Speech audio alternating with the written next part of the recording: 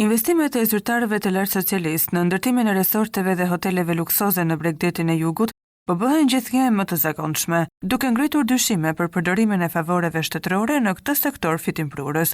Rasti më i fundit është ai i Arbin Pëllumbit, kryetari të Komisionit Parlamentar të Veprimtarive Prodhuese, i cili ka aplikuar ndërtimin e një kompleksi turistik në radhim të Vlorës. Sipas dokumenteve të dorëzuara në Agjencinë Kombëtare të Mjedisit, projekti i deputetit socialist përfshin një kompleks apart-hotel me ndërtesa që variojnë nga 1 deri në 6 kate mbi tokë dhe me 2 kate nëntokësore.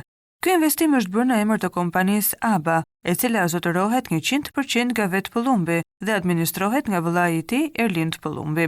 Ky nuk është rasti i parë ku një zyrtar i lartë i Partisë Socialiste shfaqet i përfshirë në projekte të mëdha ndërtimi në Bregdet. Më herët, Artan Gaçi, ish deputet socialist dhe bashkëshorti ish ministres së jashtme Olta Xhaçka, tentoi ndërtimin e një hoteli me 5 yje në Himar. Ky investim përfitoi nga statusi i investitorit strategjik, një mekanizëm i qeverisë për t'i dhënë përparësi projekteve të mëdha, si dhe mori të drejtën për përdorimin e plazhit për 30 vjet. Megjithatë, pas denoncimeve publike, kjo çështje përfundoi në SPAK, ku kryebashkiaku i Himarës, Jorgo Goro, u arrestua për falsifikim të dokumenteve të pronës. Hetimet zbuluan se toka ku do të ndërtohej hoteli ishte përfituar përmes dokumenteve të falsifikuara, duke u regjistruar fillimisht në emër të 2 banorëve të zonës, të cilët më pas ia shitën familjes së ish ministres Xhaçka me çmim shumë më të ulët se sa vlera e tregut, rreth 20 euro për metër katror.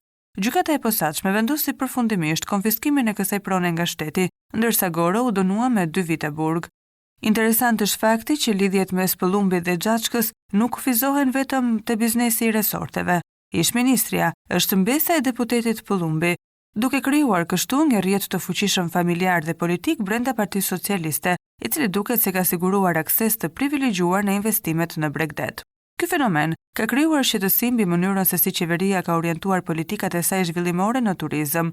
Me statusin investitor strategjik, qeveria ka ofruar toka shtetërore, ulje taksash dhe lehtësi të tjera fiskale për ndërtimin e resorteve, por gjithnjë më shumë po del në pa se këto favore përfundojnë kryesisht në duart e njerëzve të pushtetit.